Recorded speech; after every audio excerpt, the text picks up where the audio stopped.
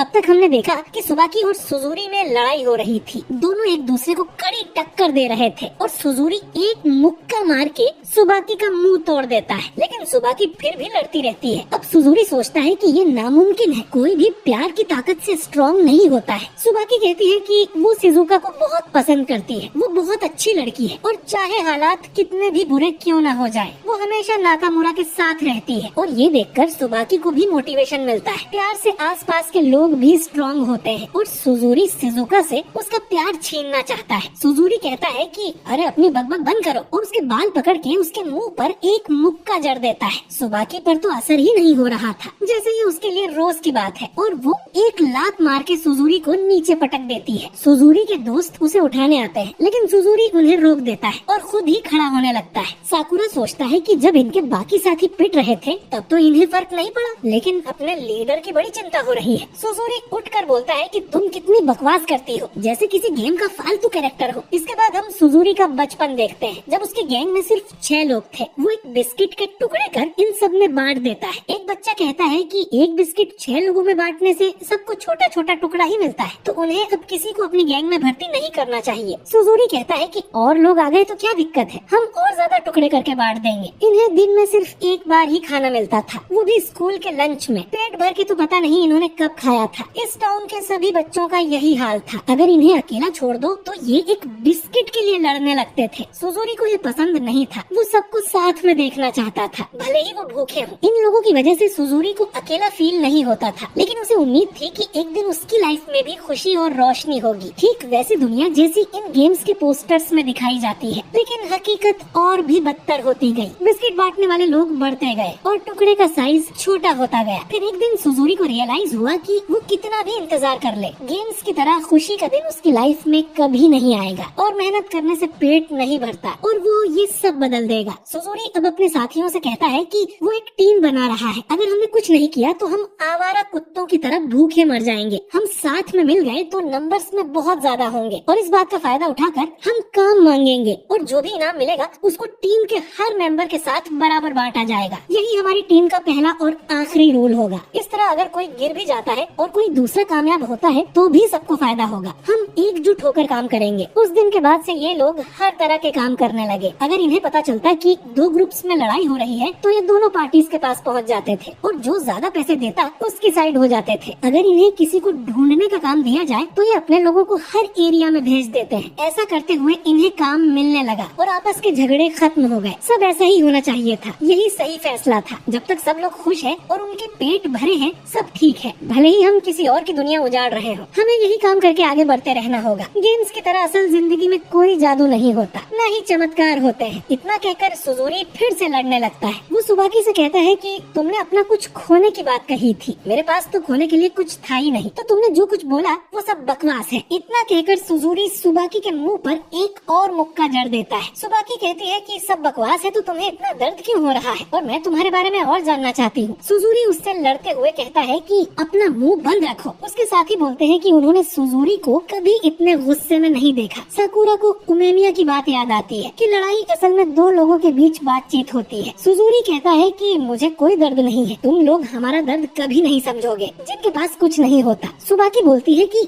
हम नहीं समझेंगे, तुम मेरे बारे में जानते ही क्या हो। सुजुरी अब उसे मारने के लिए भागता है, लेकिन सुबाकी उसके मुंह पर लात मार देती है। सुजुरी फिर भी अपने साथियों को पीछे रहने को बोलता है और कहता है कि वो हार नहीं सकता। अगर वो हारा तो उनके हालात पहले जैसे हो जाएंगे और हमारी इतनी मेहनत का कोई मतलब नहीं होगा। वो फिर से खड़ा होता है, लेकिन अब उसका शरीर जवाब दे गया था और वो हिल भी नहीं पा रहा था। सुबाकी अब उसके पास जाकर माफी मांगता है कि वो भी दर्द में है जैसे कभी सुबाकी हुआ करती थी, इसीलिए वो उसकी हेल्प करना चाहती है। शायद सुजुरी भी किसी चीज को चाहता होगा। अगर ऐसा कुछ भी है तो सुबाकी उसकी हेल्प करेगी। सुजुरी कहता है कि अपनी बकवास बंद करो, अगर तुम मेरी हेल्प कर भी दो तो बाकी लोगों का क्या होगा। कोई हमारे जैसे लोगों को ढंग की जॉब तक नहीं देना चाहता, हमें तो ढंग से खाना भी नहीं मिलता, तो हमें क्या पता कि हमें क्या चाहिए। अब नाकामुरा कहता है कि इससे मुझे याद आया, हमारे मैनेजर ने कहा था कि उसे कुछ लोग चाहिए। शोभा बोलता है कि उस रामेन की दुकान पर भी स्टाफ की कमी है। आखी तो बोलता है कि पीछे की गली में एक दुकान है जिसमें काम करने के लिए लोग चाहिए। रित्सु कहता है कि वो भी कुछ दुकानों को जानता है जहाँ लोगों की जरूरत है। नाकामुरा कहता है कि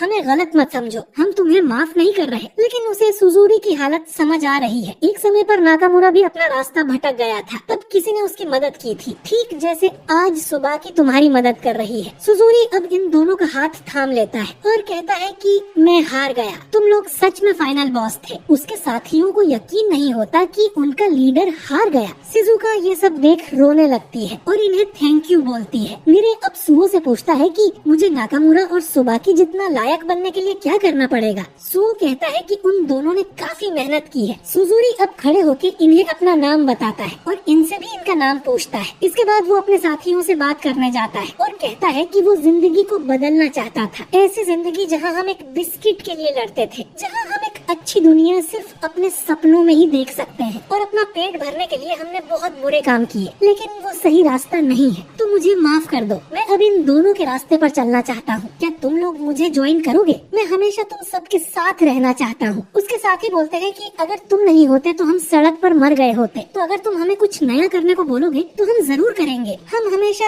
एकजुट होकर काम करेंगे जैसे तुमने कहा था, लेकिन क्या हम यहाँ काम कर पाएंगे? हमें तो कुछ आता भी नहीं है। नाकामुरा कहता है कि शुरू में सब नौसिखिए ही होते हैं, नए लोग तो गलती करेंगे ही, लेकिन मुझे यकीन है कि तुम लोग ठीक काम करोगे। सुबाकी अब सुजुरी से कहती है कि तुमने मुझसे झूठ बोला था कि तुम्हारे पास कुछ नहीं है, जबकि तुम्हारे पास इतने अच्छे दोस्त हैं। इसके बाद ये शिजुका के पास जाते हैं और सुबाकी उसे डांटने लगती है कि आज तुमने यहाँ सबको हर्ट किया है। मैं जानती हूँ कि तुम्हें नाकामुरा और बाकी लोगों की चिंता है, लेकिन बाकी लोगों को भी तुम्हारी उतनी ही चिंता है। वो भी चाहते हैं कि तुम यहीं रहो और तुम्हारे लिए ही वो लड़ रहे थे। साकुरा के ग्रुप ने भी अपनी पूरी कोशिश की, लेकिन फिर भी तुम खुद को उनके हवाले करने जा रही थी। तुम्हारे फैसले ने यहाँ सबको हर्ट किया है। नाकामुरा अब बोलता है कि अरे जाने भी दो यारो, अंत भला तो सब भला। शिजुका कहती है कि तुम सही हो, साकुरा ने भी मुझे हिम्मत रखने को कहा था। मुझे सबको लड़ते हुए देखने में बुरा लग रहा था, इसीलिए मैं भागना चाहती थी। मुझे किसी पर भरोसा नहीं था और वो माफी मांगती है। सुबाकी बोलती है कि तुमने पहले क्यों नहीं बताया कि तुम मुसीबत में हो और वो कभी भी प्रॉब्लम में हो तो पहले उसे जरूर बताए। शिजुका उसकी बात समझ जाती है। इसके बाद वो नाकामुरा से कहती है कि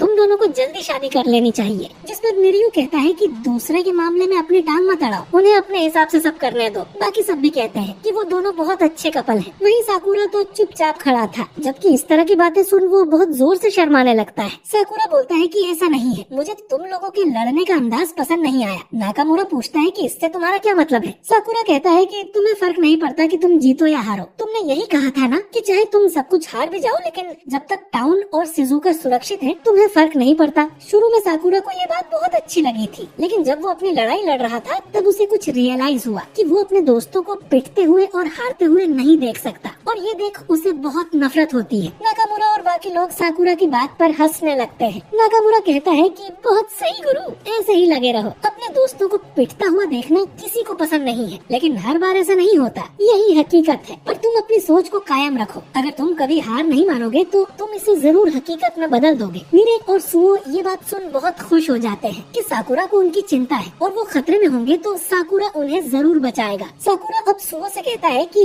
अरे तुम कभी पिटोगे ही नहीं तो मैं बचाऊंगा कैसे? नाकामुरा कहता है कि ये लोग कितने मासूम हैं। सुबाकी बोलती है कि कहीं तुम इनको भी काम पे मत लगा देना। नाकामुरा कहता है कि बिल्कुल नहीं, लेकिन मैं देखना चाहता हूँ कि ये बड़े होकर कैसे इंसान बनते हैं। सुजुरी फिर से नाकामुरा से माफी मांगता है क्योंकि उन्होंने इस जगह का काफी नुकसान भी कर दिया था और वो उनके साथ काम करने के लिए एक्साइटेड है। नाकामुरा कहता है कि मैंने कहा तो था, पर मैं तुम सबको एक साथ जॉब नहीं दिला सकता। सुजुरी कहता है कि कोई बात नहीं, शुरू में जो भी लोग काम करेंगे वो बाकी लोगों को भी सपोर्ट करेंगे। और वो शिजुका से भी माफी मांगता है आज जो भी हुआ उसके लिए। और पता नहीं तुम्हें हमारा यहाँ काम करना अच्छा लगेगा कि नहीं, और तुम डर भी रही होगी, तो तुम्हें अगर थोड़ा सा भी बुरा लगे तो मुझे बता देना। यहाँ जितने भी लोग काम करेंगे उन सब की जिम्मेदारी मैं लेता हूँ। शिजुका बोलती है कि मुझे पता है कि तुम पर क्या बीती होगी, बल्कि मैं भी तुम जैसी ही थी। जब नाकामुरा ने मुझे बचाया था तो मुझे तुम लोगों के लिए बुरा कहने का कोई हक नहीं है, तो हमें पूरी मेहनत करनी चाहिए इस टाउन के लोगों का एहसान उतारने के लिए। नाकामुरा अब पूछता है कि तुमने तो किसी आदमी से सुपारी ली थी ना शिजुका को किडनैप करने के लिए, तो वो तुम्हें कुछ नहीं बोलेगा? ये बात सुन सब डर जाते हैं। सुजुरी कहता है कि मैं उससे बात कर लूंगा। तभी इन्हें एक कड़क आवाज आती है, बात कर लोगे? तुम लूजर्स की बात सुनेगा कौन? तुमने यहाँ बहुत ही बेकार काम किया है, मुझे ढंग के लोग हायर करने चाहिए थे, लेकिन अब मुझे फुरीन के खिलाफ एक और बहाना मिल गया है। सुओ सोचता है कि इसे कैसे पता चला कि हम फुरीन से हैं, हमने तो अपनी यूनिफॉर्म भी नहीं पहनी है। सुबाकी डरते हुए पूछती है कि आखिर तुम यहाँ कर क्या रहे हो। वो आदमी कहता है कि चुप कर, मेरा जहाँ मन होगा मैं वहाँ जाऊँगा। लाइफ में वैसे भी हम टाइम पास ही कर रहे हैं जब तक हम मर नहीं जाते।